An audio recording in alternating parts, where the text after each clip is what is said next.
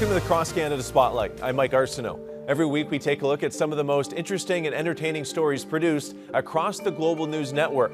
First up this week, a Canadian star is on the precipice of being born on American Idol. Nicolina continues to impress the judges and viewers on this 20th season of the singing competition show. Here's more on the teen behind the big voice.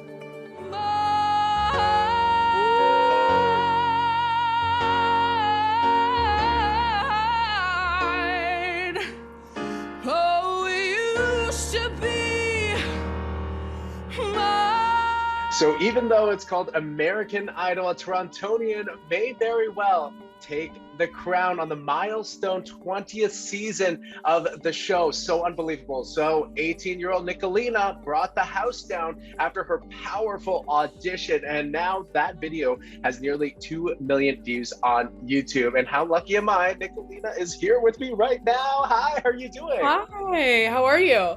I'm doing great. And this is so exciting because I'm a big fan of Sarah Bareilles, so when you first, stepped onto the set and you performed Sarah Bareilles' song, She Used to Be Mine, I was like, oh, okay, that is a choice. That's amazing. I'm curious, why did you decide to pick that song? Obviously, it's in the musical Waitress, and that musical is the first show I seen with my sisters.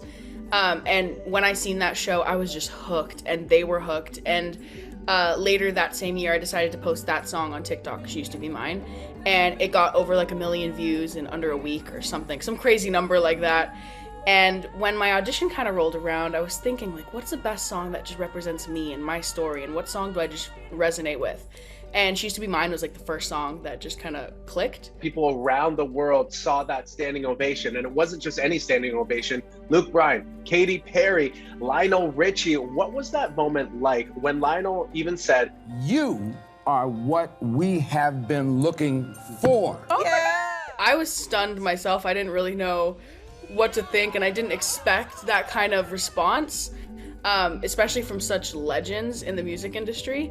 So that moment was just something I think I will treasure for the rest of my life. And I get to go back and Google it every once in a while.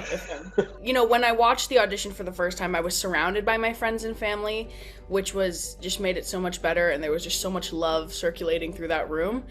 And it was just it was a really emotional moment for everyone who was there watching with me because, I grew up singing around them, and they were telling me I'm talented my whole life, but like you said, now the world kind of got to watch me do my artistry and like do my thing. Canada had their own version a long time ago, so we haven't had that. But what was it about American Idol that you were like, this is for me? I grew up watching American Idol with my sisters. Again, me and my sisters are super close, so we kind of do everything together.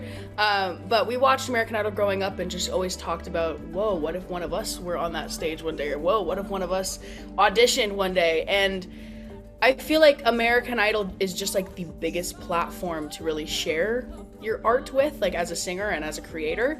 So as soon as I kind of had that opportunity, I told my sisters, I'm like, do I jump on this? And the answer was yes immediately. What do you want to take away from this experience? Besides of course winning, but as you look forward, I mean, it's hard. I know you're in the midst of the competition right now, but looking in the future, I mean, like, what do you want for yourself as a musician, as an artist, as a human being? My goal has been the same since I was a little kid, and that was just to share my music with other people. And music for me growing up was something that I turned to when I was feeling any emotion, whether that be sadness, happiness, anger. It was just something that was so therapeutic and felt so natural to me, and I want to be able to do that for other people. Congratulations making it this far, and best of luck for the rest of the competition. So proud of you. It's so amazing what you're doing on the stage. Thank you. I really appreciate it. Thank you so much. Thank you so much. I used to watch American Idol religiously when it first launched and I was living at home. My dad thought he was Simon Cowell, and he would comment on the contestants' performances along with the judges. I think the last season I watched in its entirety was season 5, when Taylor Hicks, the gray-haired guy, he won. And I now have way more gray hair right now than I did 16 years ago when that season first aired. To Alberta now for our next story, which features the world's largest board game store. Board games are a pursuit that saw an explosion of interest during the initial stages of the pandemic when we were stuck at home. The store is so popular, there's now a documentary about it. getting the board all set. And then we have our missions.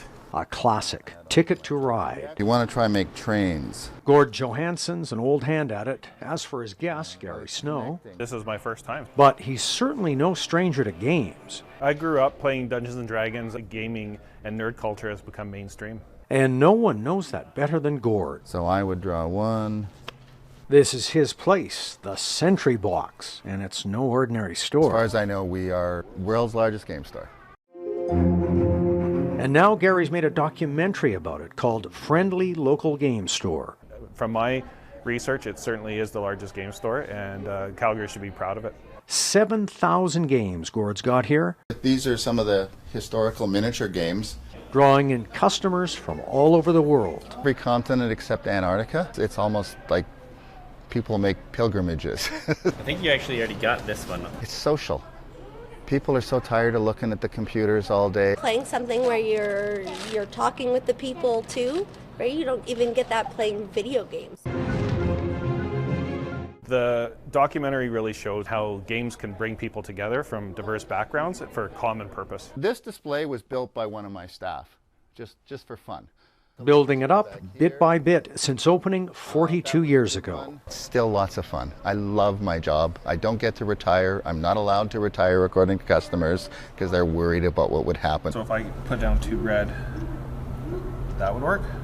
Gary's documentary screens at this month's Calgary Underground Film Festival. Gamesmeister Gord is pumped for the premiere. 7 points again, and I'm catching up. Gil Tucker, Global News. When I was a kid, my family and I used to play Sorry each and every week. Have you ever played that one with your family? It was always my favorite, and I think it helped my counting prowess during primary school. That and games of cribbage with my grandpa. Next up, it is the spring season, and many of you may be doing some spring cleaning, especially with your wardrobe.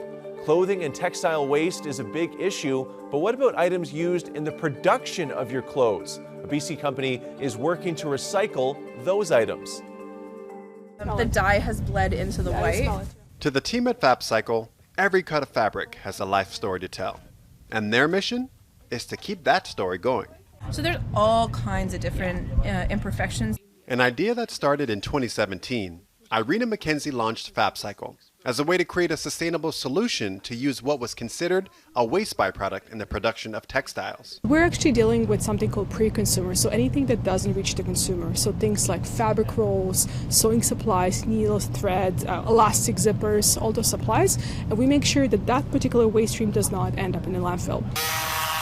Seeing the research about the growing textile waste in Metro Vancouver, Irina saw a need for a shift in thinking from the conventional linear life cycle found in the industry. We do have somewhat a system for handling textile waste like clothing, so it's through donation bins and sorting, but it's a resale model. Versus materials that are pre-consumer textile waste, we don't have really many solutions. And so I realized there's a need for that because, again, it really comes back to the principles of circular economy and seeing something as a waste moving into resource.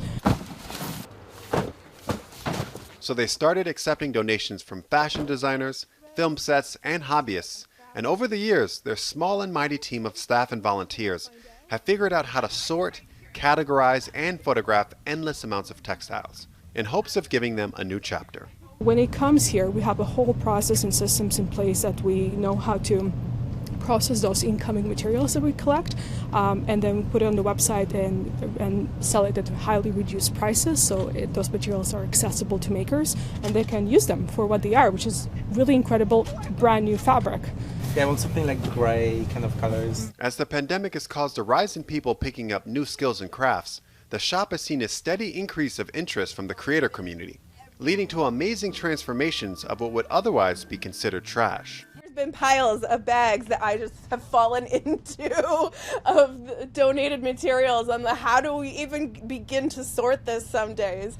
And then sometimes we have people come in wearing what they made out of our fabric. I'm like, look at you, looking amazing in that shirt that you just made from this fabric that came from this place. I love it. I love it, love it, love it. It's one of the best feelings in the world because you feel like everybody along the way did their job to make sure that this didn't go in the landfill. And although they are handling an average of 4,000 pounds of material a month, they say it's just a drop in the bucket compared to the waste out there. but hope that their business can spark new thinking around sustainability for their donors and customers. Michael Newman, Global News. Honestly, I never even thought about the pre-consumption waste of textiles before. It's a great idea. At home, we're focused on recycling old clothes right now. I use what I call a capacity bar strategy when getting rid of clothes. Every time I buy a new item, an item has to leave my closet to then be donated. And speaking of clothing, we're getting closer to grad and prom season, which means a lot of teenagers will be feeling pressure to pick up that perfect dress or suit. And that can come with a hefty price tag. But a group in Alberta is trying to change that. This is my grad dress. Bringing back a lot of memories for Jenny Ward. Taking photos, drinking my first glass of Prosecco. Now passing it on for another high school celebration. My closet for a while, so now somebody else can enjoy the dress and feel beautiful on their day too. One of about 300 donated dresses here. Old grad dresses, old wedding dresses, old suits. Getting them sorted for students to come and pick their favorites. It's kind of vintage and like 80s. All at less than 80s prices. Everything going for a $10 donation. As Marlborough Mall teams up with the Trellis Society Family Services Agency for the first event like this since 2019. It's called Grad Town. It is so overwhelmingly joyful to be hosting an event like this. So exciting for them to be actually able to celebrate a milestone. We've received outfits that are $250, $300 that have never been worn with the tags on. And a lot of families can't afford that, so this is our way of giving back and making sure that everybody can afford an outfit to wear that they want to wear to grad. Like the short top on the inside is like, yeah, it's like trendy. If you have got it in your closet, you're not going to wear it anymore, you've grown out of it, it's too fancy to wear anywhere else, bring it down to Marlborough Mall and we'll put it out. Someone else can enjoy it. I would wear this. That's awesome. Every single outfit in this room has a story behind it. Including this one, a big surprise for Sarah Wallace. I wore this to my grade 9 grad and somehow it showed up. That's so cute. That's me in the dress. Did your parents donate it? Maybe they did. This is just a cool full circle moment, right? What a jump back in time. Gil Tucker, Global News. How serendipitous is that, to find your own dress there so many years later? The shop really is a great idea. It was also a plot point in Parks and Recreation. Remember when one of Tom Haverford's business plans was rent a swag, and he would rent out his wardrobe to teenage boys? Same idea, but Grad Town is much more altruistic. Our final story of the week is about the Queen, who turned 96 last week and celebrated 70 years on the throne. From birthday salutes and horse parades in London to birthday serenades in Windsor, the Queen herself marked the day much more quietly, flying off to Sandringham Estate, a favourite residence of her late husband, Prince Philip. And it's a charming touch that the Queen has decided to spend her 96th birthday where he used to enjoy living. On this birthday in her Platinum Jubilee year, the tributes keep on coming from admirers everywhere. I can still remember her there shimmering in her mint outfit and her white hat with her silver shovel. It was a lovely thing to see. It was 1976 when Owen Grant Innes saw the Queen plant a tree in Halifax. The Queen has always been an icon in my life. The Canadian artist says being young and gay in those days was isolating, but the Queen always inspired him. And I think like every child, our world is very small, but through the Queen I realized I was part of something bigger. When Innes recently became a dual British-Canadian citizen, he reflected again on what the monarch means to him, painting portraits of a life of landmarks for a new book. The highs and the lows, like the difficult aftermath of Princess Diana's death. So what I say to you now, as your Queen and as a grandmother, I say from my heart. As your Queen and as a grandmother, I say from my heart. And I think that was such an honest moment, and it connected with me in my heart because I realized fully that her principal concern was protecting her two young boys. Innes holds out hope Queen Elizabeth will receive the book. He sent it to the palace just in time for her birthday. The little 5-year-old boy who fell in love with his queen, it would make him very happy for her to see this book because it was done in a spirit of love and gratitude.